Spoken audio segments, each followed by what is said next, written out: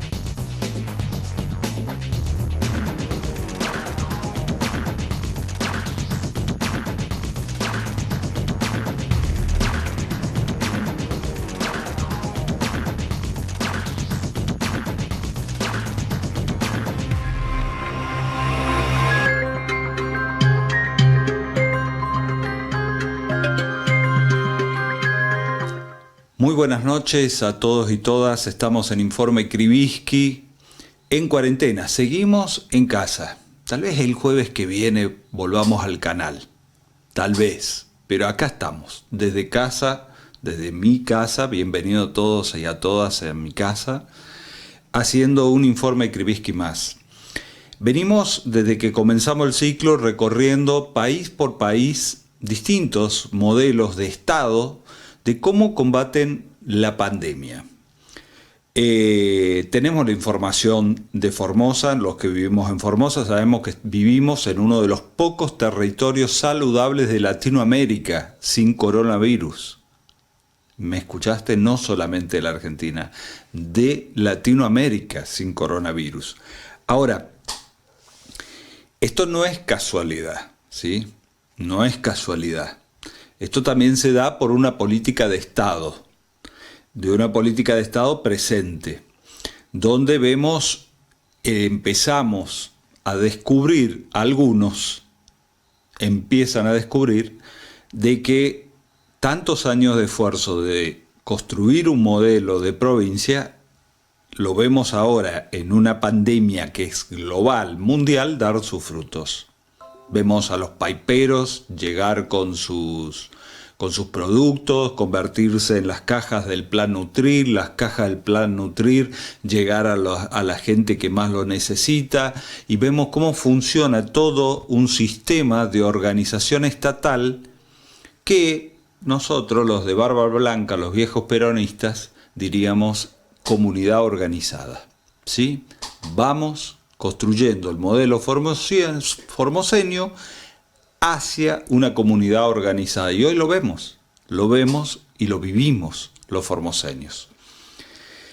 Hoy vamos a ir a Italia, porque en Italia fue el epicentro del coronavirus global después de China. Después de que estalla en China, Italia se convierte en el epicentro europeo del coronavirus. ¿Cómo Italia se pudo infectar de tal forma, desbordarse de tal forma?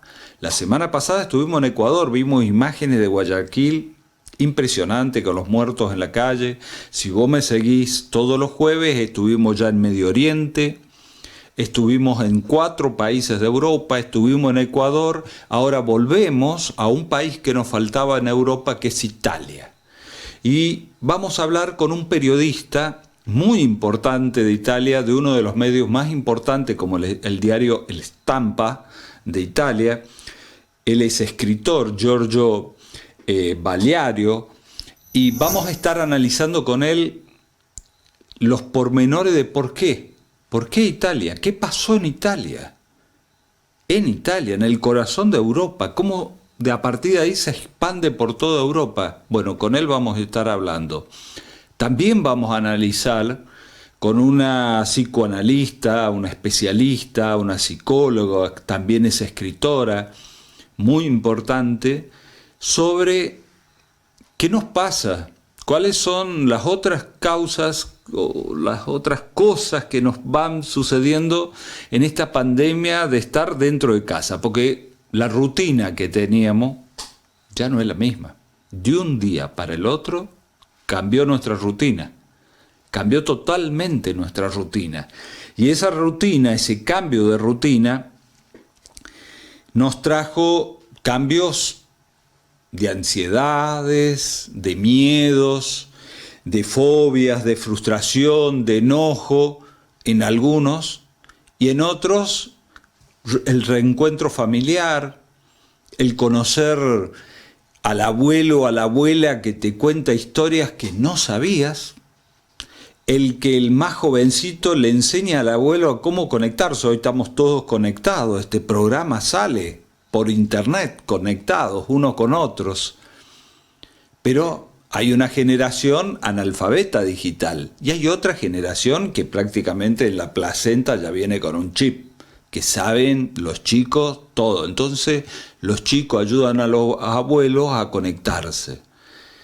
Y tenemos cosas lindas y cosas feas, ¿sí?, que tenemos que tratarlas. Hoy las vamos a tratar en Informe Krivitsky ampliamente.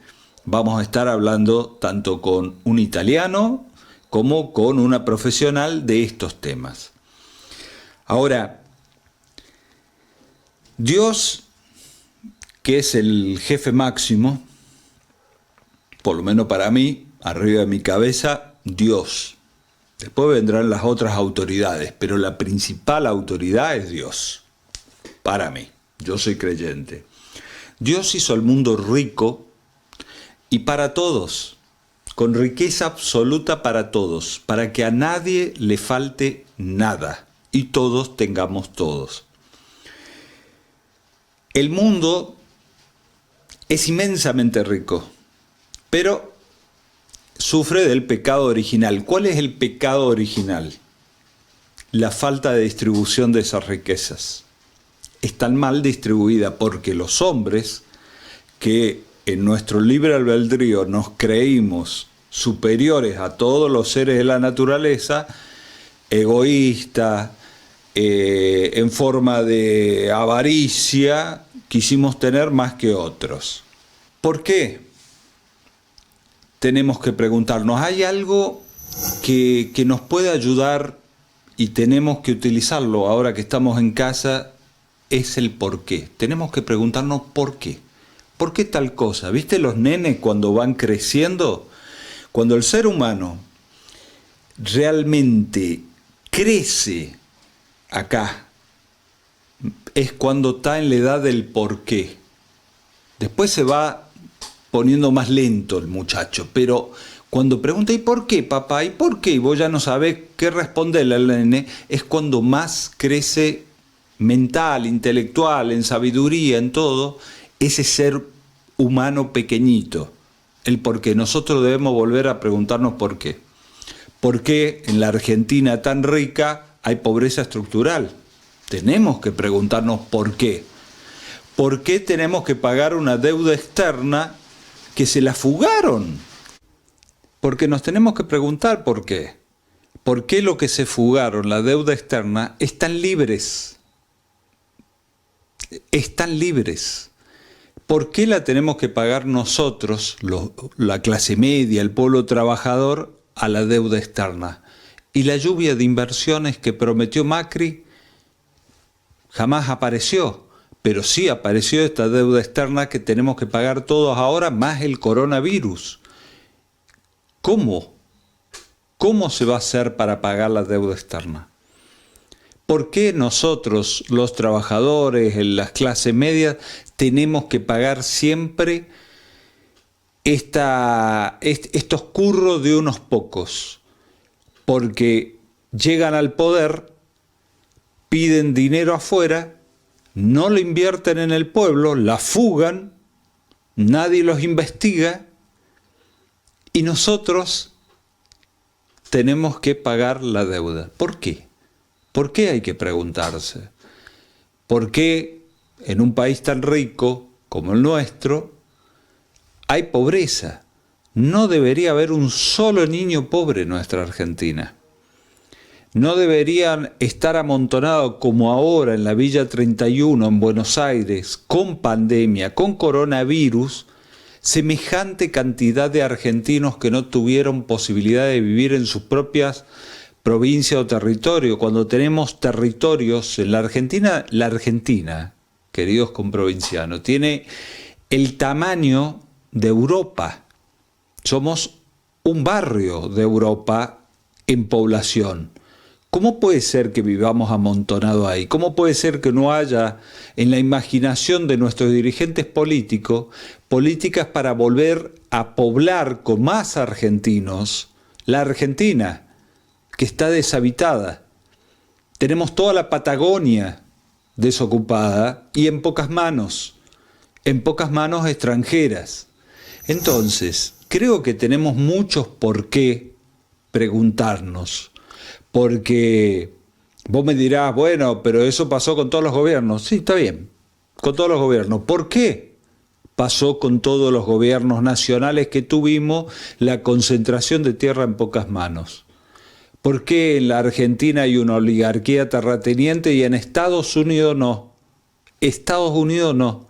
¿Por qué en Estados Unidos se distribuyó, cuando se hizo la independencia de Estados Unidos, las tierras para los pequeños productores? Y sin embargo en la Argentina se la quedaron unos pocos. Y esos son la oligarquía que hoy no quiere pagar un impuesto por única vez para ayudar con el coronavirus, con nuestro propio pueblo, con la patria donde ellos tienen sus ganancias extraordinarias. ¿Por qué? ¿Por qué ellos no pueden ser solidarios? ¿Por qué los solidarios son siempre los trabajadores o el pueblo más humilde? ¿Quiénes son los que hacen las ollas populares, los que ayudan? Siempre es las clases populares, las que se ayudan a las clases populares. La oligarquía con ganancia extraordinaria, las corporaciones con ganancia extraordinaria, los bancos con ganancia extraordinaria como en ningún otro lugar del planeta la tienen aquí en la Argentina, como las empresas telefónicas tienen ganancias extraordinarias únicas en la Argentina nomás. Son empresas que están en todo el mundo, pero en la Argentina la ganan todo y se la llevan afuera. ¿Por qué?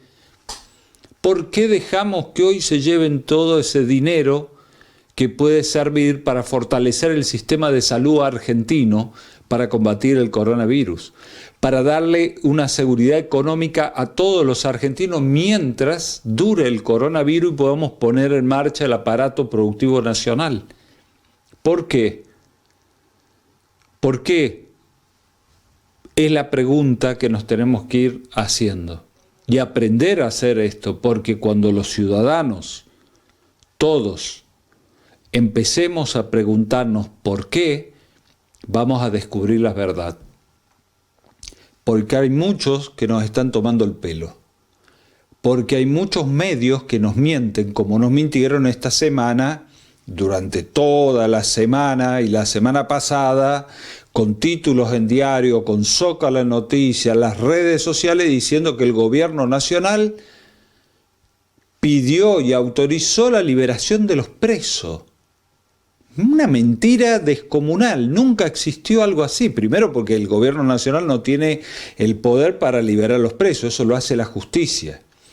Y este periodista que habla escribió este libro que se llama El Plan Cóndor Mediático y Judicial, donde la justicia, los jueces, con los medios de comunicación, armaron causas, no solamente en la Argentina, sino en Brasil, que lo metieron a Lula preso injustamente, volteando gobiernos. Ellos inventaron esta semana el aparato judicial, más los medios hegemónicos de comunicación, Plan Cóndor Mediático, inventaron y te hicieron creer que el gobierno nacional había pedido la liberación de los presos. Y todos en las redes sociales con odio. Todo eso fue mentira. ¿Por qué? ¿Por qué nos dejamos mentir siempre por los mismos. ¿Por qué? ¿Por qué? ¿Por qué somos así? Nos deberíamos preguntar, ¿no? Creo que hoy, cuando estamos en medio de una pandemia y tenemos este tiempo, podríamos preguntarnos muchos por qué. Muchos por qué. Mientras estamos en cuarentena.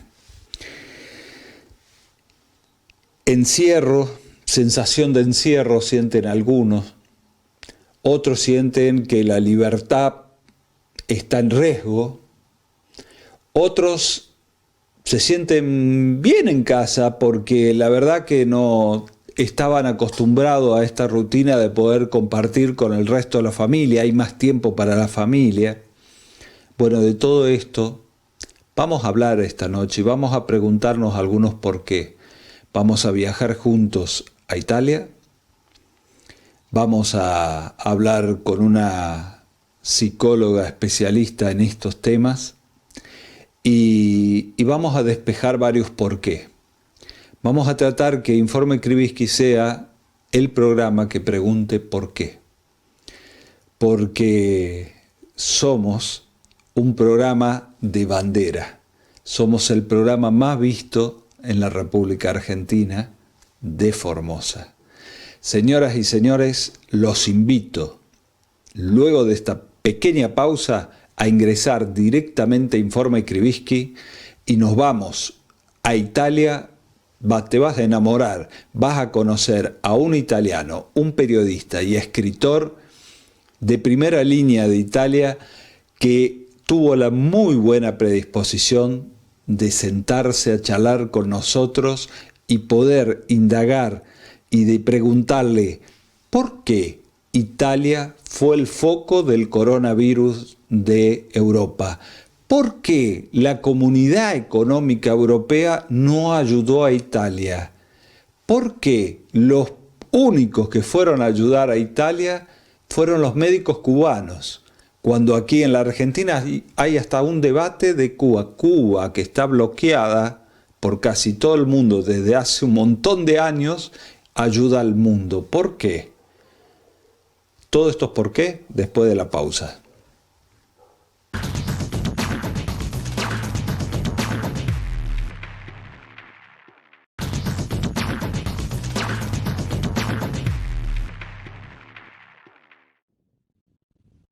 La economía europea en caída libre. Los primeros datos oficiales confirman que caminamos hacia una profunda recesión como consecuencia del coronavirus. El cierre de la práctica totalidad de los servicios y el frenazo de gran parte de la actividad productiva en sectores como la construcción o la industria nos dejan un retroceso histórico en el primer trimestre del 3,8% en la eurozona y del 3,5% para el conjunto de la Unión Europea. No se libra ni Alemania. A la vista de la pandemia del coronavirus nos enfrentamos, no obstante, a un reto histórico enorme. La economía global y también nuestra economía nacional en Alemania se enfrenta al mayor desplome de nuestra historia. Esperamos la peor recesión desde la posguerra.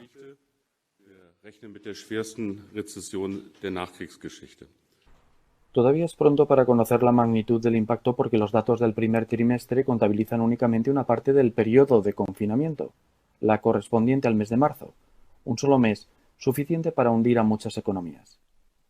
Italia y Francia entran oficialmente en recesión. España firma un descenso del 5,2%, el mayor desde que existen estadísticas. Tenemos otro escenario de riesgo que no podemos descartar en el que la tendencia y la duración de la pandemia sería más persistente, hasta alcanzar una contracción del 10,6% en 2020.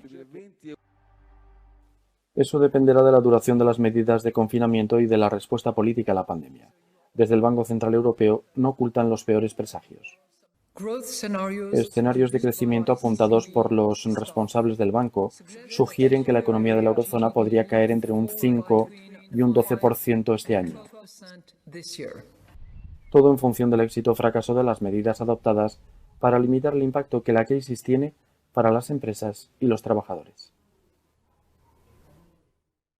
Bueno, esta noche, como habíamos prometido y siguiendo el recorrido que estamos haciendo en el informe Krivitsky por distintos países, tanto de Europa como de Medio Oriente, como de Latinoamérica, viendo cómo se combate el coronavirus, estoy con uno de los periodistas más reconocidos o más queridos, primero más querido por mí, y será porque es el único periodista italiano que conozco.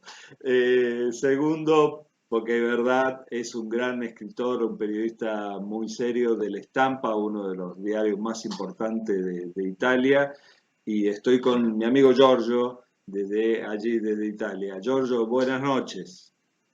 Buenas noches o buenas tardes para ustedes. Un placer tenerte en mi programa, Giorgio. Quería preguntarte a esta altura del partido, como decimos en la Argentina, todo muy futbolero lo nuestro. Aquí también. Sí. Creo que nosotros heredamos eso de Italia. ¿Cómo está la situación hoy de Italia, siendo que fue el peor foco de la pandemia en Europa? Bueno, la situación no está muy buena, especialmente en las regiones del norte de Italia, donde fue el foco de la pandemia. En Lombardía, Piemonte, donde estoy yo, Torino, Emilia-Romagna, Veneto. Mañana, el día 4 de mayo, empieza la que aquí el gobierno llama la fase 2. Es decir, que después de 2 meses de clausura, de cuarentena obligada para todos, encerrados en la casa y con pocas oportunidades de salir, como me imagino fue también en Argentina, mañana se empieza a hacer algo más, podrá salir un poquito más, abren de nuevo algunos negocios, algunas tiendas, pero no todas, y se podrá salir a hacer deporte en los parques, a ver a algunos familiares, pero no a los amigos. Es decir, que el gobierno dice que tenemos que podemos encontrarnos solamente con familiares más estrechos, porque hay gente que son 2 meses que no ve sus abuelos o sus nietos. Bueno, así que mañana veremos lo que pasará, pero la situación no está buena, por lo menos en esta zona del norte de Italia, porque están bajando los muertos y está bajando el número de los enfermos. Pero sigue una situación grave, con mucha gente afectada. Si tendríamos que analizar por qué Italia y no otros países de Europa se dio lo que se dio en Italia. ¿Qué pasó? Italia no estaba preparada, Italia subestimó el coronavirus, la medicina, ¿cómo es en Italia? ¿Qué pasó que se desbordó? Mira, Alejandro, las cosas son 2.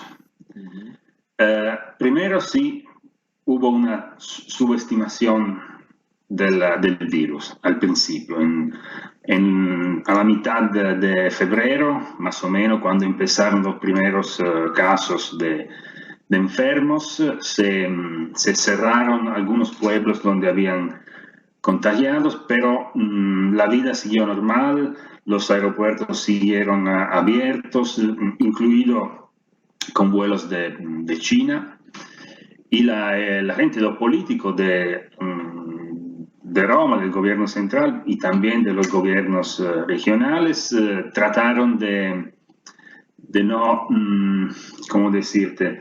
De no dar miedo a la gente, no generar pánico, y explicando que era como una influencia un poquito más fuerte, que no había razón para cambiar nuestra manera de vivir. Pero en pocas semanas se entendió que eso no podía ser, que la situación era más grave de lo que se pensaba y empezaron, el virus se difundió muy rápido en casi todo el norte y centro del país, mucho menos al sur. ¿Por qué más al norte que al sur? ¿Por qué esa diferencia? Bueno, porque la gente del norte tiene otro poder adquisitivo y viajaba más y tenía posibilidades de contagiarse. Esta es una explicación. También dicen que puede ser una explicación ¿cómo decirte? La situación productiva de las fábricas y de la industria que están en el norte que generaron ¿cómo se dice en español? Inquinamiento, ¿me entiendes? Sí. Pollution en inglés. Claro, sí. Pero no. Que puede ser que el virus se transmitió también por eso, por el... Ah, mira vos. Bueno, esta es una teoría que alguna gente está analizando. Lo que es cierto es que también que aquí hay más gente de China, por ejemplo, claro, que trabaja en las grandes ciudades. Cómo llegó no se sabe si fue de China en efecto o si llegó de otra manera. Lo que es cierto es que el sistema sanitario italiano no estaba listo para enfrentar esto. En los últimos 10, 20 años, todos los gobiernos de izquierda como de derecha han ¿cómo se dice? Han cortado... Han desfinanciado la salud. Han quitado recursos para el sistema de la salud pública. Sí. Y, por ejemplo, por este virus se ve que es necesario tener terapia intensiva, ¿no? Sí. Departamentos especiales y esos departamentos eran muy pocos en Italia, en comparación a, por ejemplo, Alemania, que tenía como 4 veces más el número. Ahora lo hicieron con mucha prisa, después de que empezó el virus, y ahora, porque el problema era que no se podía dar asistencia suficiente a los afectados en los primeros tiempos. Y como seguían aumentando cada día más, colapsó. Hubo un momento que el sistema sanitario se explotó. Y esa es una razón que mucha gente murió, por las carencias de la sanidad italiana. Otra razón dicen algunos que se equivocaron los gobernantes, se equivocaron con el sistema en enfrentar el virus. Es decir, que muy pocos controles previos, digamos, ¿no? Sí. Para ver si uno estaba enfermo o no. Y cuando la gente ya se enfermaba, se pasaba algunos días en la casa porque decían no vayan al hospital, porque al hospital no podemos asistir a todos. Si la situación mejora en 2 o 3 días, se quedan en su casa. Si no, llaman a la urgencia. Y así fue que mucha gente llegó al hospital ya con una situación comprometida y como tú sabes, la mayoría son personas muy ancianas, muy viejas, ya con otro tipo de patología, una situación ya deteriorada. Y por supuesto, estos 4 o 5 días de tardarse fueron letales para mucha gente.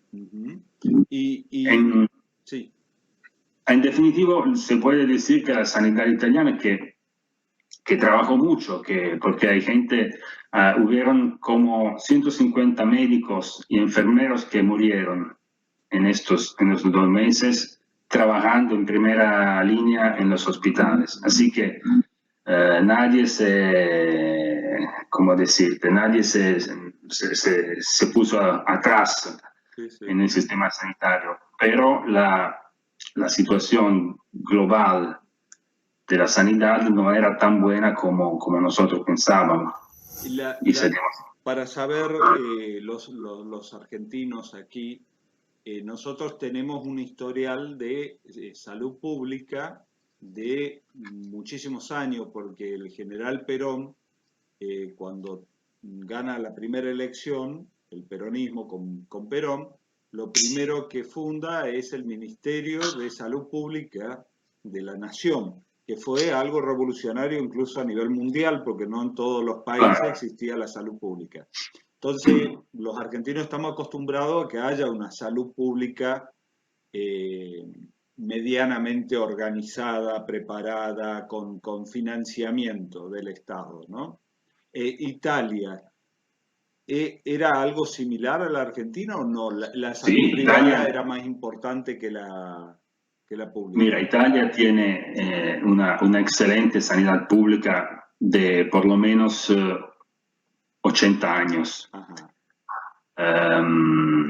Pero en los últimos años, el neoliberalismo, en los últimos 10, 15 años, se afectaron mucho los recursos.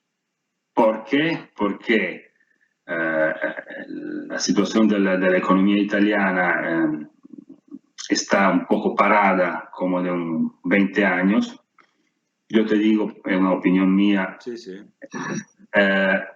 todo esto empezó cuando Italia entró en el sistema del euro, de la moneda europea, que significa que cada país, cada nación tiene que presentar sus cuentas públicas al gobierno central de Europa.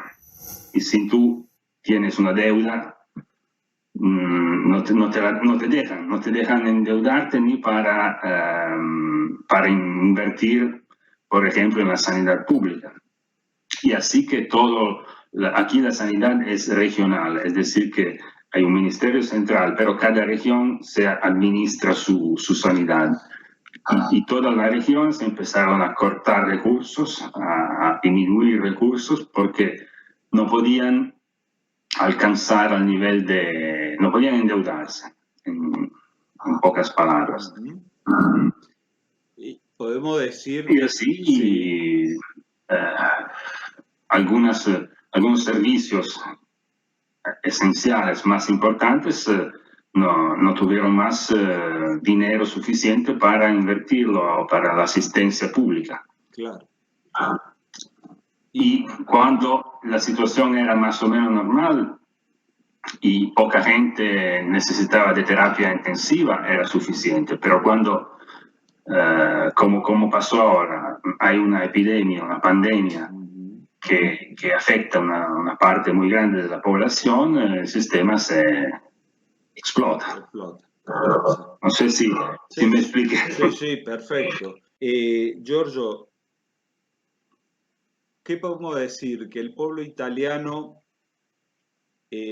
saca algunas lecciones de esta pandemia, por ejemplo, la revalorización de la salud pública como un valor que hace falta tener salud, invertir en la salud pública para casos como esto, de que tal vez Italia sea un país que se desprenda de la Comunidad Económica Europea. Está en discusión en la agenda política italiana el seguir perteneciendo a la Comunidad Económica Europea. ¿Sirvió de algo frente a la pandemia estar en la Comunidad Económica Europea o no sirvió? Es un tema muy importante y muy interesante, Alejandro, porque cuando empezó en Italia el virus, fue el primer país de Europa donde hubo este problema muy grande en los finales de febrero y principios de marzo.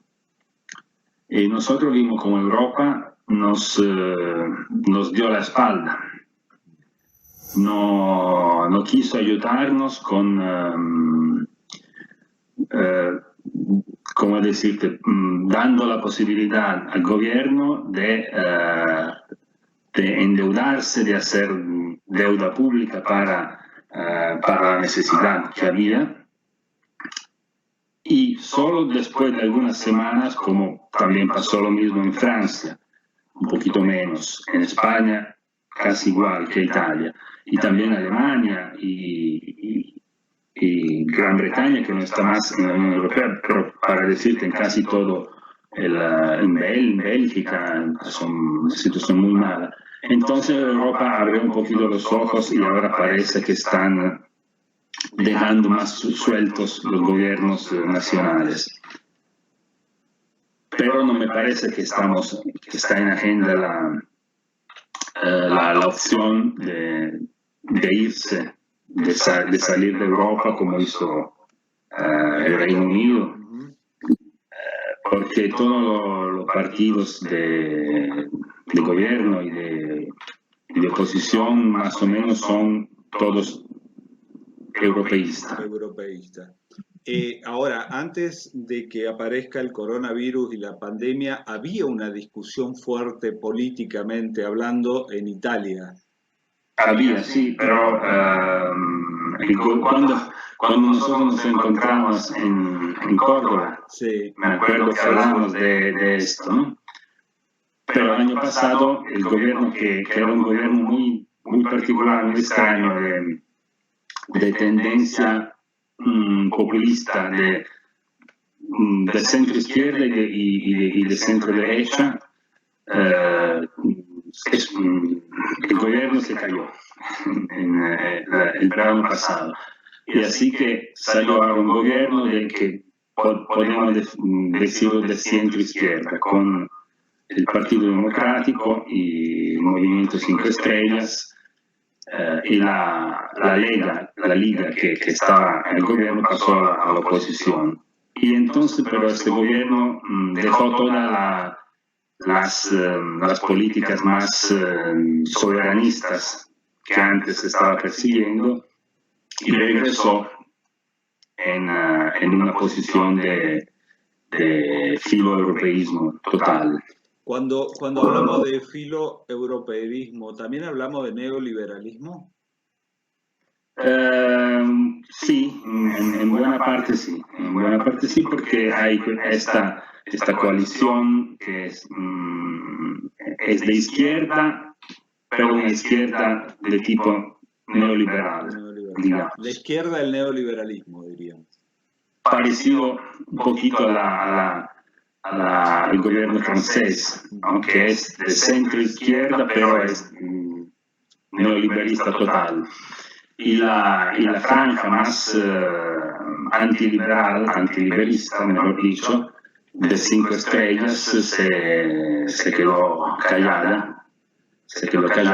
Para mantener la posición y para mantenerse en el gobierno. Había levantado mucha expectativa 5 estrellas, ¿no? Sí, en el sí. pueblo. ¿Y lo ha defraudado a esa gente que apoyó a 5 estrellas? Bueno, yo pienso que sí, porque ahora, por lo que pueden valer los sondeos que hacen, ese partido que era el partido de mayoría, no absoluta, pero Sí, bueno, una nueva mayoría. llegó hasta casi el 40% de los votos, ahora en las elecciones regionales de los meses pasados cayó verticalmente el 15%, y así que yo creo que sí, que defraudó muchas expectativas. En este momento no se ve una solución se ve una restauración, digamos, de las viejas posiciones filoeuropeístas y neoliberistas. Claro. Y vos sos un escritor de ciencia ficción y de ficción negra, diríamos. Sí, no ciencia ficción, pero de ficción policial. De ficción policial, sí. Sí. De ficción policial, exactamente. Pero sos un hombre que tiene una gran imaginación para escribir ficción. Y sos reconocido como muy bueno. Si yo te tendría que decir, apelar a tu sentido de ficción, ¿te hubiese imaginado el coronavirus? No, No, no. no. Te diré que la otra noche pasaron en la televisión una película del 2011, Sí, norteamericana, Contagion, sí. non so se la viste, che è una pellicola che de alguna forma Se adelantaba. se adelantó lo que después pasó de manera un poquito diferente, pero muy parecido. Y era impresionante ver cómo 9 años atrás imaginaron una situación muy parecida a la de hoy. Y esa película, contame el final de esa película. ¿Cómo es el final de la película? Bueno, el final es que encuentran una vacuna Ajá. para combatir el virus, que era un virus que venía de China. Mira la cosa. Pero bueno, en la película hacía millones de muertos en todo el mundo. Hasta ahora me parece que estamos en centenares de miles, pero no. Por ahora Parece que se está... ese número. Sí, sí. Esperamos que anche se encuentre una vacuna para esto, porque si no, lo que nos están diciendo aquí es que tenemos que, por lo menos para 6 meses, quizás un año, acostumbrarnos a convivir con el virus, así que tener una limitación de nuestra libertad. Claro. Ahora, cuando vos decís una limitación de la libertad, esa limitación de la libertad compite tal vez con la vida o con la salud, porque tal vez la cuarentena ayuda a preservar, mientras no haya una vacuna ni un remedio que cure este virus, ayuda a preservar la vida, no el contagio comunitario. En Italia se dio la discusión, como se dio en la Argentina, política entre la salud y la economía como algo contrapuesto. Sí. ¿Sí? Bueno, sí, porque, bueno, te digo, la población italiana se aceptó muy bien la situación y, aparte algunas excepciones que siempre hay, siguió todos la los... cuarentena, la reglamentación de la cuarentena. Me parece que todo el mundo se aceptó esto y que hubieron muy pocos casos de gente que salió, que no, ahora que sale con el barbijo, ¿no? Se dice. Me parece que la gente aceptó mucho, muy bien, y como decirte, dio al gobierno la posibilidad de hacer toda una serie de medidas muy estrechas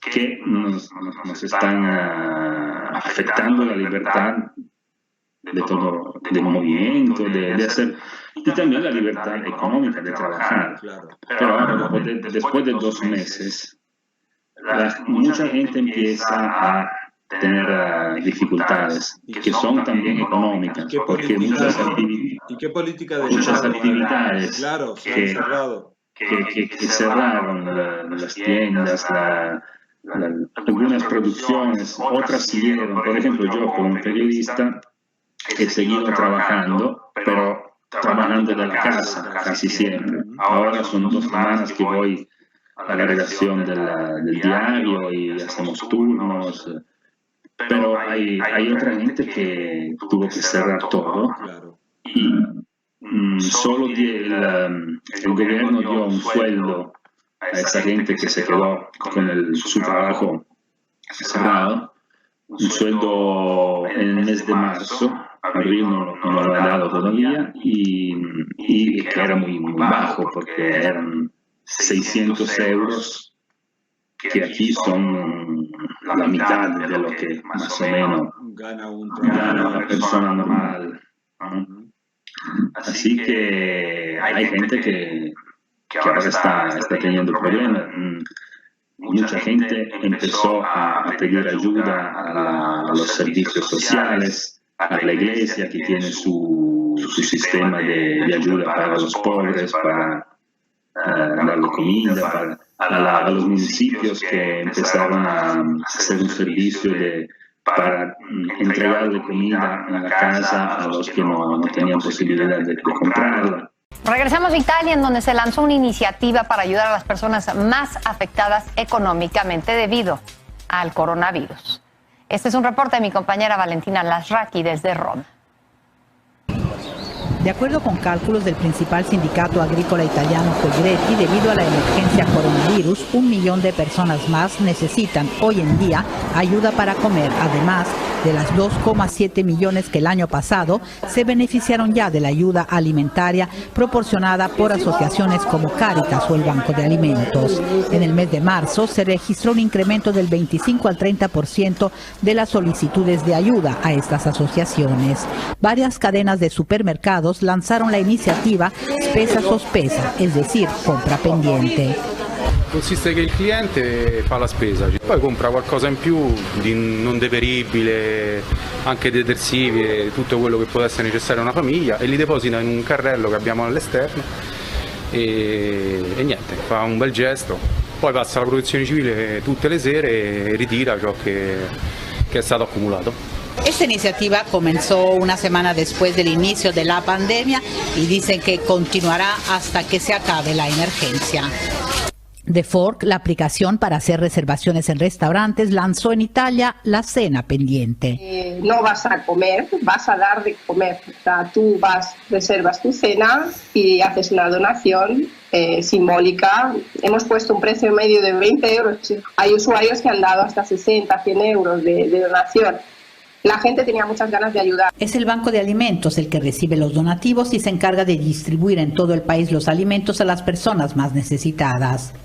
En las ciudades italianas se están dando manifestaciones de solidaridad por parte de los vecinos de los diferentes barrios. Se colocaron cestas fuera de las tiendas con alimentos de primera necesidad para los que no tienen que comer. E tutti i giorni vengono qui a raccogliere il pomeriggio, al mattino. È un ciclo continuo, si ricarica, poi la sera è vuoto e al mattino di nuovo c'è chi mettiamo tutti un po' qualcosa. È un servizio utile, importante, è un gesto umano per chi ha bisogno. En cuanto estalló la pandemia, la dueña de una tienda de productos gastronómicos típicos empezó a darse cuenta de cómo disminuía el poder adquisitivo de muchas personas que viven al día. Ho notato chiaramente che molte persone erano in difficoltà. A quel punto mi sono sentita in dovere di poter fare qualcosa nei loro confronti e quindi ho avuto idea di mettere 2 sacchetti in chiusura con del pane, de la pizza, de dolcetti. Todos los que hoy dan muestra de solidaridad están conscientes de que estas iniciativas serán aún más necesarias en los próximos meses, cuando se hagan sentir los efectos de la crisis económica. En Roma, Valentina Lasraki, Noticieros Televisa. E son situaciones que en Italia nunca, por lo menos que yo me acuerde, nunca se dieron. Hay gente que dice que recuerda que solo en el tiempo de la guerra mundial, años 40, tuvimos esta situación. Filas frente a los supermercados y gente que no tiene comida. Situación muy pesada en realidad. Y el problema es que no se ve que, como no será mañana que empezamos de nuevo todo la vida normal, me parece que habrá gente, una parte no pequeña de la sociedad que tendrá problemas para los meses a venir. Seguramente el gobierno tendrá previsto qué hacer, ¿no?, frente a eso. Sí, hay también una situación internacional que ahora entre la Unión Europea y la Banca Central Europea están tratando de financiar los estados más afectados del virus. El problema, la discusión es que este tipo de ayuda, como tú sabes, no es una ayuda gratuita, gratis. Claro, deuda, es un negocio Te ponen financiero, claro. unos, ¿cómo decirte? Te ponen unos palos para que los estados nacionales, si se endeudan, no sean un peso para la economía europea de los otros países. Alemania en particular no quiere dar dinero así regalado a Italia, a España, a los países más afectados, y hay algunos políticos de oposición, por supuesto, que dicen que no quieren que vendamos la soberanía nacional en cambio de una ayuda económica, como pasó con la Grecia. Con Grecia, se pagó con territorios, sí. Que vendió sus puertos, sus aeropuertos y sus infraestructuras.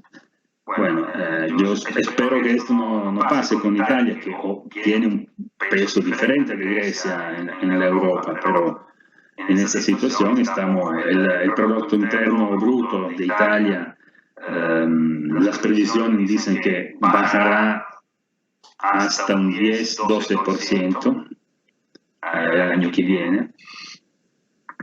Así que, bueno, tú puedes imaginar lo que significa para un país que ya tiene una deuda pública y exterior muy alta. En Argentina, Sabemos. ustedes saben cómo funciona. Somos expertos, sí. Sí. Así que el futuro para Italia de momento es muy difícil. Y Giorgio, como para ir finalizando, ¿vos sentís que puede haber un cambio en el sentido de, yo te escucho a vos y se me cae la idea, pero te la tiro a vos, que estás del otro lado del charco, del otro lado del océano? ¿Crees que esta pandemia, que es universal porque no ha abarcado todo, la Segunda Guerra Mundial que vos decías, abarcó algunos países nomás, pero no todo el planeta? Sí, la verdad. Esta es universal, es todo el planeta que está contaminado y abarca a todos los seres humanos.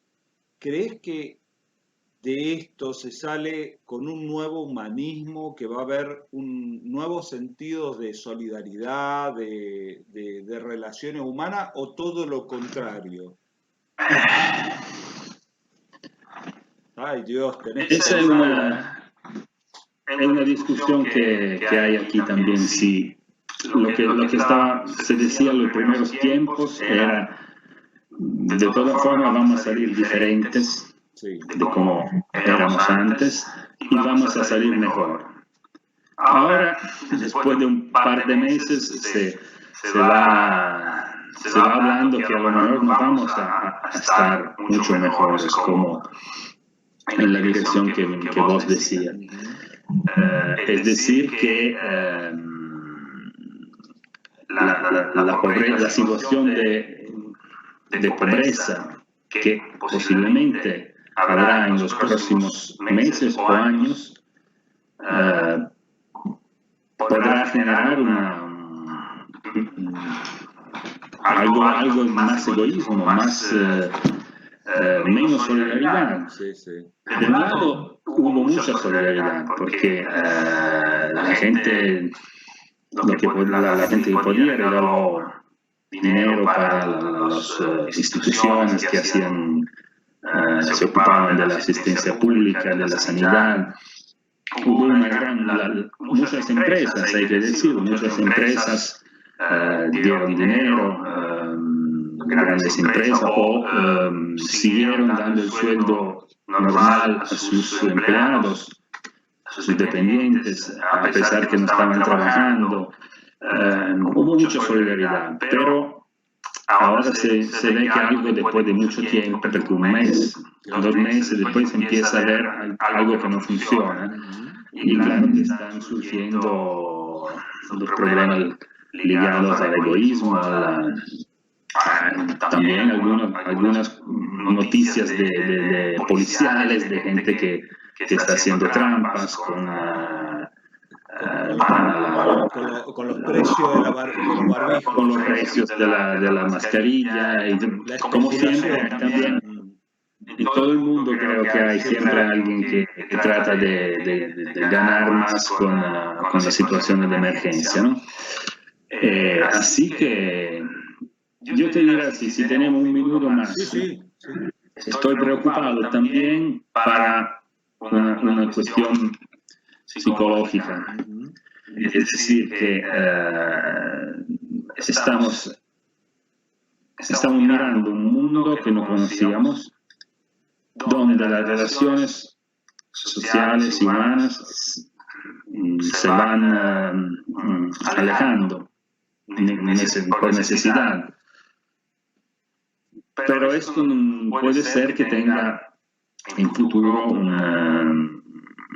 ¿cómo decirte? Que pueda acostumbrarnos a tener otro tipo de relaciones distantes, que pueda acostumbrarnos a que nuestra libertad sea limitada por el gobierno, por los gobiernos, por cuestiones de salud, pero tú sabes que los gobiernos siempre tratan de el equilibrio entre la libertad individual y el deber del Estado de garantizar la seguridad es siempre un equilibrio muy delicado, ¿no? Así que en este momento nosotros estamos renunciando a toda nuestra libertad, todo tipo de libertades para nuestra salud.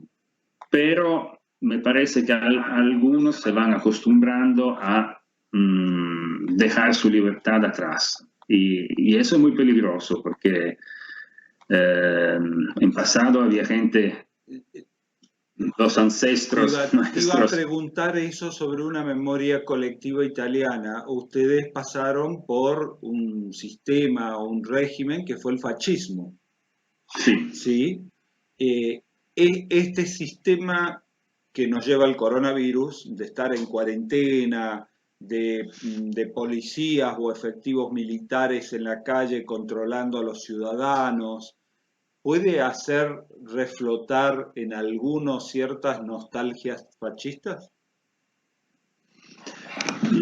No, yo te diré, yo tengo más miedo a una forma de totalitarismo tecnológico.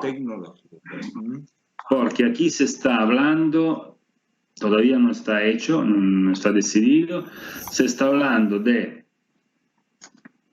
ponerte una aplicación en tu teléfono para controlar tus movimientos, con quién te juntas, para la seguridad sanitaria.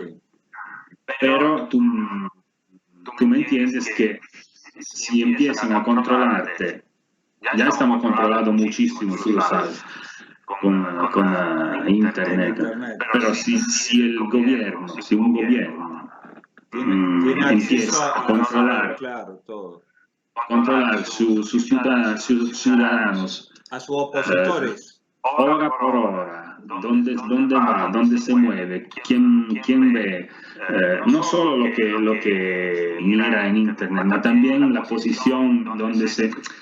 Eso es muy peligroso. Es muy peligroso y puede ser un principio que después será difícil volver atrás. No sé si me explico.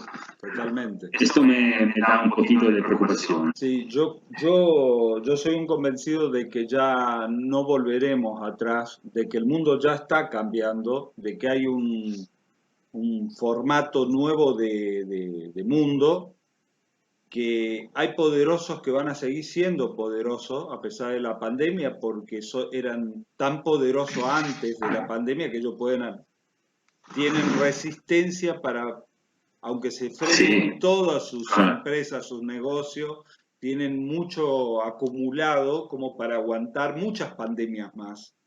Y ellos van a seguir siendo poderosos y dueños del mundo. Los que no vamos a resistir somos nosotros, los que trabajamos, la clase trabajadora, las clases medias.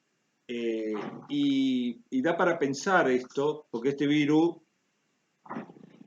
viene a cumplir la profecía de quien era la titular del Fondo Monetario Internacional, una vecina de Francia tuya, que decía que las personas adultas mayores ya era innecesaria su vida, que eran un gasto público, ¿no? Y este virus precisamente ataca a ese sector de la sociedad, ¿no? Que ahora, esta señora ahora es la presidenta de la Banca Central Europea. Claro, exactamente, ¿no? Que negó los préstamos a Italia. A Italia, por ejemplo. Claro. Es como que yo no quiero ser conspiracionista ni pensar en una conspiración mundial o internacional, pero a los hechos me remito. Ella hace muy poco tiempo dijo algo que nos llenó de escalofrío a todos y hoy está pasando. Y cuando te escucho que Italia necesitaba fondos y que para eso era la Comunidad Económica Europea, no solamente por un tema de que los grandes empresarios puedan hacer negocio tranquilamente en toda Europa, que las fronteras sean abiertas para los grandes empresarios, sino que también para la solidaridad entre los pueblos. Entonces, tal vez si Italia hubiese recibido el apoyo humanitario y económico necesario a tiempo, no se hubiese expandido por toda Europa el virus. Es posible. Digo, no sé, en el mundo tenemos ejemplos como Cuba, que está mandando médicos cubanos a un montón de países. Está demostrando... Y a Italia también. Y a Italia también. Está demostrando... A Italia ya llegaron 2 brigadas de médicos cubanos. Una está aquí en mi ciudad, en Torino, y otra está en Lombardía. Sí. Y también Rusia mandó algunos especialistas, que sucedió toda una cuestión porque los acusaron de venir a espiar, a controlar Italia, que es un país de la OTAN. Pero insomma, no sé qué decir. Claro, pero... Esta gente mandó alguna ayuda. De Europa no llegó nada. ¿Y de Estados Unidos tampoco? ¿Cómo? ¿De Estados Unidos tampoco? Estados Unidos mandó algo después, sí, pero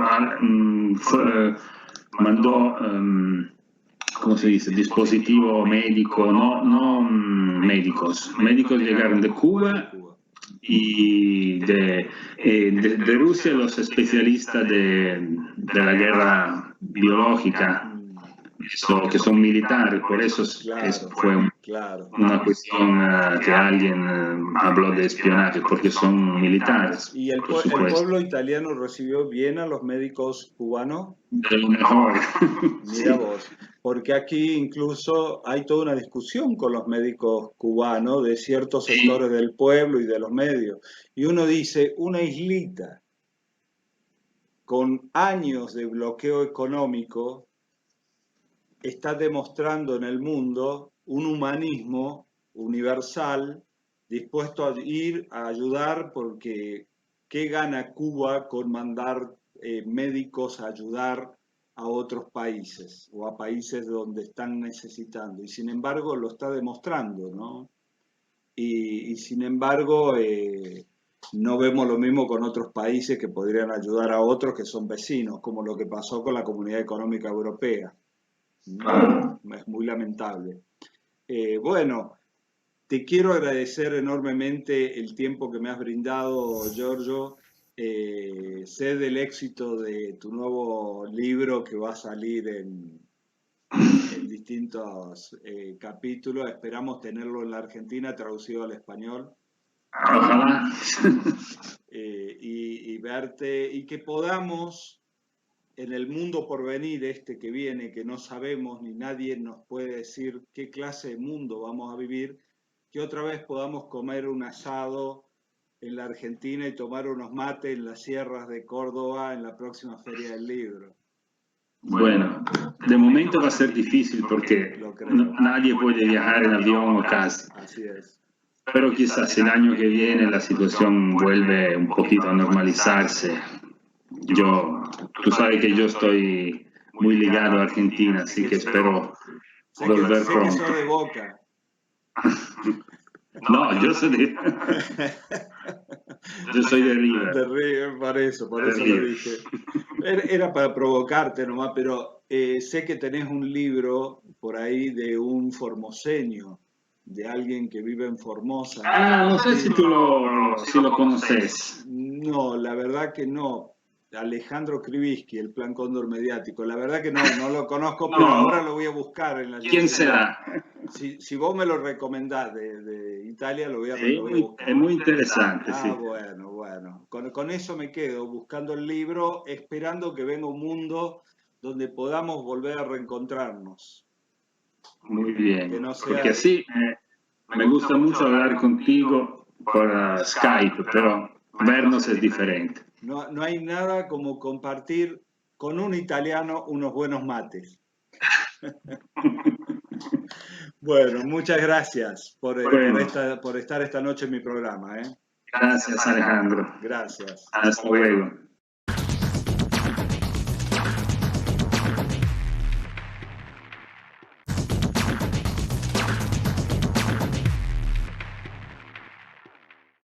Bienvenida a Informe Krivitsky, a compartir unos mates. Norma Píngaro, psicoanalista, especialista en psicoanálisis, ¿no? ¿Es tu especialidad? Sí, yo soy psicóloga, pero soy psicoanalítica, digamos, fundamentalmente, ¿no? Bien. Sí, psicoanalítica.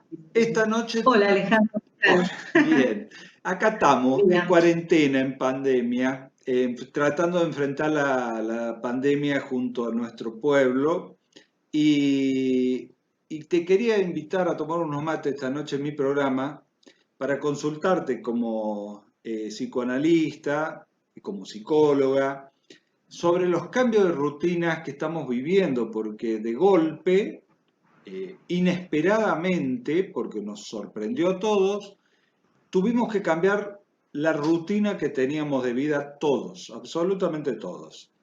Y estos cambios de rutina, en algunos trae un sentido de ansiedad porque no se sabe cuándo vamos a salir de esta nueva rutina, cuándo volveremos a retomar la rutina que teníamos. En otros traen el aburrimiento, no saben qué hacer en casa porque estaban acostumbrados a otro tipo de actividad y de golpe se ven en su casa y no saben qué hacer. Ya Netflix no soporta tantas pantallas juntas. Otros le agarran sentimientos de soledad porque no pueden ir a ver a los que siempre estaban acostumbrados a ver, y no es lo mismo verse por camarita que compartir unos mates, cosa que ya no podemos hacer. Hasta eso nos viene a cambiar. Y toda esta serie de comportamientos que trae este cambio de rutina, ¿cómo lo analizás vos, tus pacientes? ¿Cómo es tu trabajo ahora? Mira, mi trabajo implicó un desafío como lo es para todos. Digamos, yo creo que este distanciamiento es corporal, no es social. Necesitamos del otro, aunque sea en una pantalla, ¿no? De su mirada, de ver que estás tomando mate vos y yo también estoy tomando mate, aunque no compartamos la bombilla. Pero este desafío que surgió en atender a los pacientes por estos medios, ¿no? Online, es un aprendizaje. Vos decías el cambio de rutina. Sí, nos cambió la rutina muchísimo, pero a este cambio de rutina también se suma la incertidumbre. Claro. digamos, estamos todos los días informándonos cuántos infectados, cuántos muertos.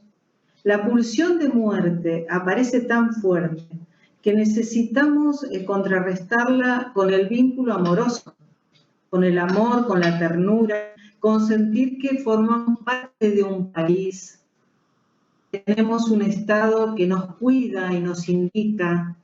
Es fundamental eso, ¿no? Y a muchos estamos pasando por un duelo. Esto es un duelo. Todos tenemos proyectos, grandes, pequeños, cada uno tiene su proyecto que es muy importante. Ahora es barajar y dar de nuevo. Estos proyectos quedaron en stand-by, no sabemos qué va a pasar. La comunidad científica no tiene muchas respuestas. Hay muy poquitas certezas, explicaciones tales, ¿no? Nada más. Aquí desde Matanza, esto se observa, estamos todos con barbijo, tenemos distancia social, corporal, ¿no? Y este duelo, mira el tema del duelo, nos influye porque implica un trabajo interno que nos toma mucha energía. Es dejar de lado muchos objetivos, es sentir que perdimos cosas que veníamos haciendo y que no podemos hacer. Y en ese punto, ese duelo es un desafío, porque es ¿qué cosas sí podemos hacer? Norma, ¿y por qué usted lo cataloga como que estamos en duelo? Porque duelo para mí significa la pérdida definitiva de un ser querido. La pérdida definitiva, o sea, ya no se lo recupera. Entonces es un proceso el duelo. La pérdida definitiva de un ser querido, digamos que murió, por ejemplo, también pueden ser duelos parciales. La pérdida de un vínculo amoroso, donde el otro sigue vivo, pero no para nosotros. Claro. Ya no hay vínculo, los vínculos cambian. Inclusive con nuestros muertos, nosotros cambiamos el vínculo, pero no lo perdemos. Generalmente está en nuestro recuerdo, en las experiencias que hemos vivido con esa persona, en el aprendizaje que nos dio, que nos transmitió en una enseñanza. El duelo también puede ser perder un trabajo, perder la patria, puede ser el duelo. Tener que irse a otro lugar puede ser un duelo. Y yo hablo de duelo acá porque perdemos muchos objetivos que hemos tenido. Claro. Te puedo hablar en lo personal. Yo iba a viajar a Italia en mayo, el 15 de mayo. Bueno, como esto lo personal, pero mucha gente... Menos mal que lo perdiste. En este caso, menos mal que lo perdiste, porque es el foco de la pandemia y te hubiese agarrado la cuarentena allá. Claro, aunque me lo ofrezcan, ¿no? Obviamente, pero digamos, todo el mundo ha perdido algo, que iba, no sé, que iba a ir a hacer un viajecito, que iba a comprar algo, que iba a hacer determinado curso, un montón de cosas que se pierden con el establecimiento de estas nuevas rutinas, como vos decís. Y por eso es duelo, porque ya no podemos ir a visitar al familiar atrás. ¿Y cómo se supera este duelo? ¿Cómo podemos superar cuando todavía no hay vacuna, ni un remedio, ni una esperanza de encontrar una solución a la pandemia, o sea, al virus? Todavía no hay, y por eso también genera ese sentido de ansiedad permanente de ver las noticias, la cantidad de consumo de noticias, y por eso tantas noticias falsas también, es impresionante. ¿Cómo superás el duelo cuando sabés que todavía no hay solución? Es muy difícil. Vos hablas con incertidumbre, o sea, no plazando nuevos objetivos por ahora. Es el día a día. Vos te despertás y decís, bueno, ¿hoy qué hago? A ver, entonces, hago esto, hablo con tal por videollamada, limpio tal cosa, si voy a hacer las compras es un dispositivo para nosotros muy grande, ¿no? Porque hay que desinfectar todo después, qué sé yo. Entonces, es difícil y en este momento nosotros, yo creo que en la primera etapa lo que observaba era este esfuerzo por adaptarse a lo nuevo. Y ahora aparece mucho como un cansancio, y uno dice, ¿cansancio de qué? Porque en realidad no podemos ir a trotar, digamos, no podemos entrenarnos, no podemos, o sea, no viajamos, ¿no? Si bien muchos estamos haciendo trabajo en nuestra casa, ¿cansancio de qué? Y es el cansancio del trabajo interno a buscar nuevas respuestas. Yo creo que ¿qué podemos hacer? No tengo la solución, pero digo que para combatir el aburrimiento, por ejemplo, tiene que ver con nuestra vida interior. La cantidad de vida interior que tenemos es el tiempo que podemos estar con nosotros. Y esto es muy importante, es la posibilidad de descubrir o de redescubrir cosas que queríamos hacer y que no podíamos por la vorágine de trabajo. Ahora hemos descubierto varias cosas. Una es que no necesitábamos tantas cosas, no necesitábamos trabajar tanto, no necesitábamos tantos objetos, no necesitábamos tanta ropa. El consumismo, sí. Al despejarse esto, lo que queda es que necesitamos el vínculo con el otro, necesitamos expresarnos, necesitamos disfrutar de aquella actividad que relegábamos, tocar la guitarra, escribir, no sé, pintar, bailar, cuidar las plantas, plantar semillitas, no sé. Cada uno puede ver esto, digamos, en uno mismo y encontrar cuál es su gusto, ¿no? No hay mucho más, es el cuidado propio y el cuidado al otro, el vincularse con el otro afectivamente, es que cada acto de cada día sea un acto de ternura hacia los demás. Hay que contrarrestarlo, digamos, con este amor comunitario que uno tiene que desarrollar. Amor comunitario. Sí. Me gusta eso, amor comunitario. Si me tenés que dar una definición más clara de amor comunitario, ¿cuál sería? Y es pensar en el otro. Es pensar en el otro. Yo en mi trabajo hay mucha gente que se sigue atendiendo, pero que bueno, no tiene el ingreso que tenía. Claro. Tengo que pensarlo particularmente, pero digamos, también se puso en evidencia algo que siempre estuvo, y que no hay igualdad de oportunidades, que hay mucha gente que vivía el día a día para comer. Entonces, bueno, ahí tiene que aparecer la verdadera solidaridad, ¿no? Sí, sí. Compartir con el otro. Acá es mucho más claro que solo no lo salvamos. Así es. Con mucha más claridad, ¿no? Sí, yo analizo desde mi posición, aquí todo el mundo me conoce, cuál es mi posición, y yo creo que a esto y de esto salimos entre todos, no sale nadie, pero hay otros que piensan ideológicamente, filosóficamente, en forma diferente, y dice, me salvo yo y no me importa el otro, ¿no? Y vemos también mucha miserabilidad en estos casos, porque vos hablás de amor comunitario, pero vos tenés tal vez en tu barrio un tipo que dice, bueno, si querés un barbijo lo pagás, no sé, 1.000 pesos, ¿sí? Al barbijo. Sí. Y si no, morite, si no tenés los 1.000 pesos. Y no le importa, no hay amor, hay lucro, sigue en medio de la pandemia especulando con un barbijo. ¿Sí? Es como aquel que especula con las velas cuando hay un corte de luz. Y estamos en una pandemia. Ahora, surge eso también. No surge solamente la parte buena, sino también surge la parte mala. Bueno, pero ¿qué podemos hacer nosotros? ¿Qué puedes hacer vos? ¿Qué puedo hacer yo?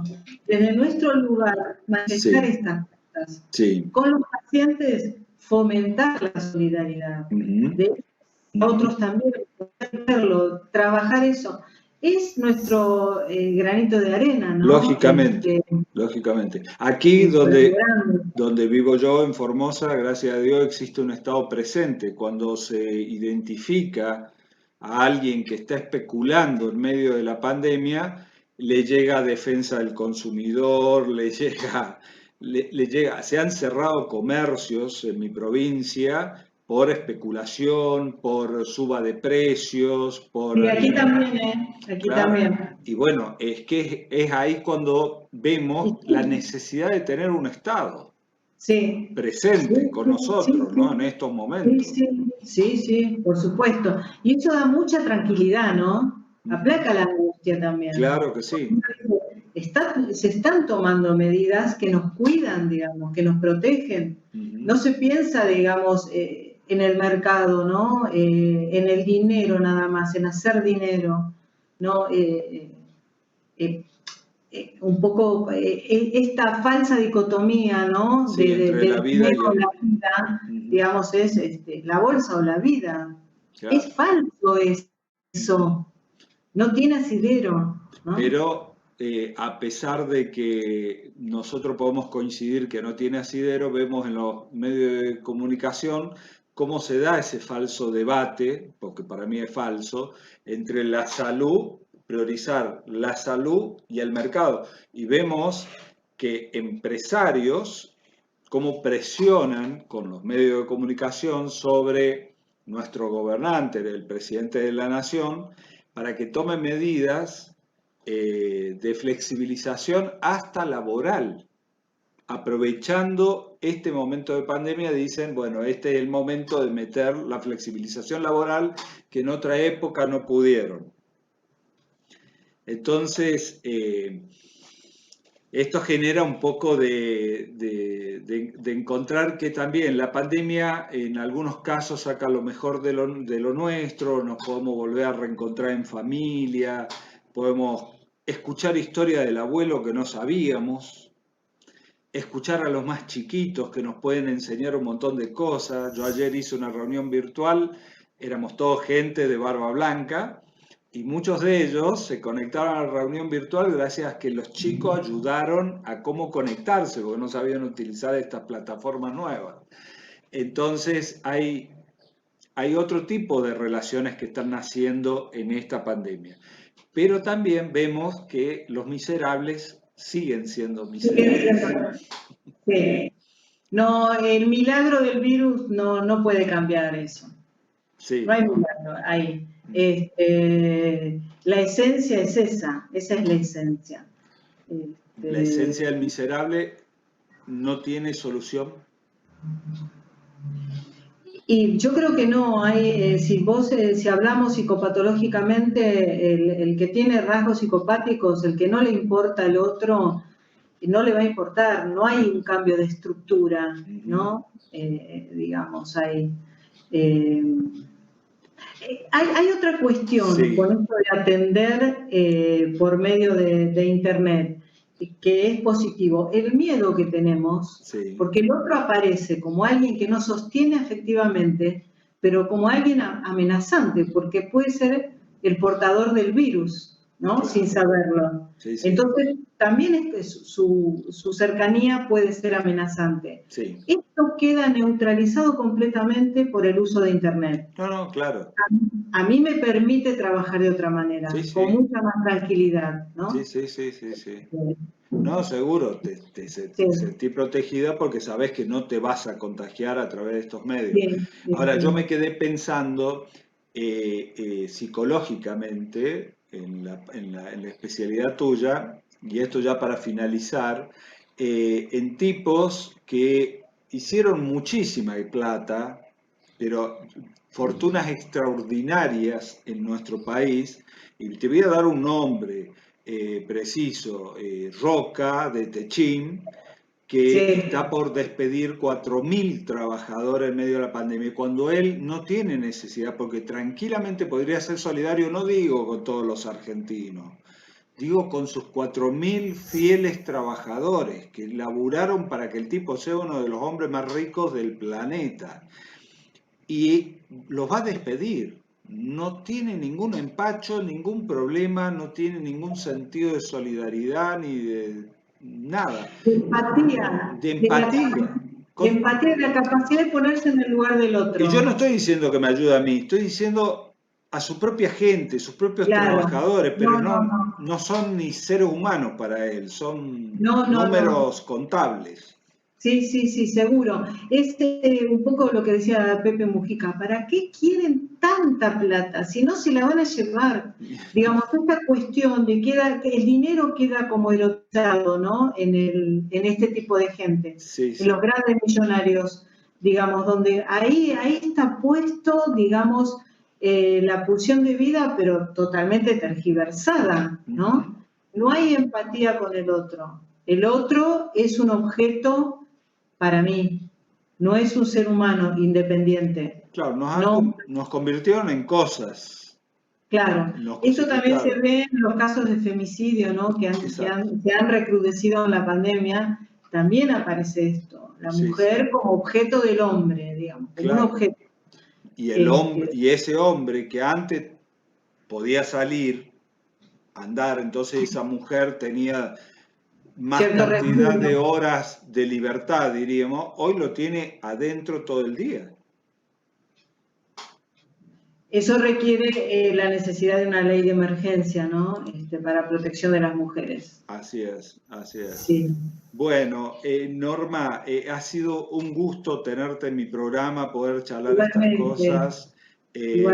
Y bueno, esperemos que pronto, vamos a terminar con esperanza, esto termine, nos podamos volver a reencontrar, a darnos abrazos. Nosotros en Formosa damos 2 besos, que ahora no nos podemos dar 2 besos, compartir el mate, una tradición argentina que no hay nada más argentino que un mate. Claro que sí. ¿Cómo se puede convertir en algo individual? Tenemos que compartirlo al mate. ¿Sí? Yo lo tengo acá porque es mi compañero de trabajo, pero no hay nada más lindo que una rueda de argentinos tomando y compartiendo mate, charlando, arreglando el mundo con unos mates. Ojalá, yo soy creyente, ojalá Dios quiera y bueno, podamos tener pronto la posibilidad de poder reencontrarnos nuevamente en ese estilo de vida que ya no será el mismo, pero que sea, aunque sea un poquito parecido, ¿no? Por ahora tenemos que buscar las palabras que reemplacen ese gesto.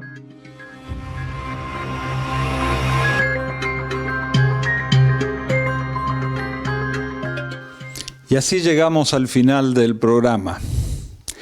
Escuchabas a la psicóloga, escuchaste al colega italiano. Lo que pasa allá, del otro lado, en Europa, lo que pasa acá, en la Argentina. En el programa pasado, como en este, también tocamos el tema de los miserables, que afloran, porque ahora con la pandemia podemos verlos aflorar a los miserables, ¿no? Porque es ahora cuando uno tiene que demostrar que está del lado del pueblo, que quiere a la patria, que defiende a su patria y a su pueblo.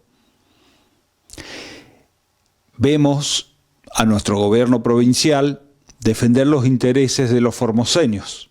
Lo vemos todos los días a las 12, por este canal lo pones y ves al gobierno que te informa sobre cómo va esta lucha contra el coronavirus que no tenemos en Formosa. Único territorio libre de coronavirus casi en Latinoamérica. Y lo tenemos por política de Estado. Cuando vos te preguntás, ¿y por qué? Porque hay políticas de Estado, porque hay un gobierno que está protegiéndonos, cuidándonos. Y para eso están los estados, los gobiernos. cuando se habla de comunidad organizada del peronismo, es esto, organizar la comunidad para cuidarnos entre todos, para protegernos entre todos en comunidad, porque un individuo solo no se puede desarrollar. Nos podemos desarrollar si la comunidad se desarrolla. Y para eso hay que organizarla y hay que planificar la economía.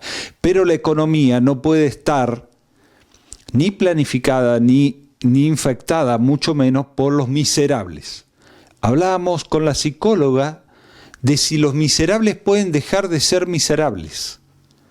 Si los Roca, los de Techín, pueden dejar de ser tan miserables que en plena pandemia suspendan o echen a 4.000 de sus trabajadores. Sin embargo, lo hacen sin ningún empacho. Y ella misma lo decía, no tienen cura. No hay solución. Son miserables. Y vemos que en Italia, hablando con el italiano, con este colega italiano, también surgen los miserables de Italia. También veíamos las organizaciones mafiosas, miserables, que manejan el mundo, como la Christine Lagarde, que ahora maneja el Banco Europeo y que no fue al rescate ni a la ayuda, ni le dio préstamo a Italia para que no sea el foco de pandemia. Y si lo hacían con la extorsión de quedarse con la soberanía italiana. Miserable. El sistema miserable se llama el capitalismo. Y frente al capitalismo, la única solución frente al capitalismo es un sistema de vida, no un partido, no un movimiento, un sistema de vida que se llama justicialismo. Y que el próximo jueves te invito a que profundicemos y hablemos de ese sistema de vida. De ese sistema de vida que incluso los peronistas se han olvidado, porque creen que el justicialismo es un partido o un movimiento. ¿Por qué? Porque al peronismo también se le llenó de capitalistas. Y entonces esos capitalistas vestidos de justicialistas dicen ser justicialistas. Pero el justicialismo propone en estos momentos de pandemia, hoy más que nunca está vigente la idea humanista y cristiana de la comunidad organizada que propuso Perón allá entre el 45 y el 49. Hoy es una alternativa, un faro de luz para el mundo, para el mundo. Señores, señoras, comprovincianos, espero que el programa de hoy haya sido de utilidad para abrir cabezas y preguntarnos por qué pasan estas cosas en el mundo. Hasta el próximo jueves. Que Dios bendiga a nuestro pueblo. ¡Viva la patria!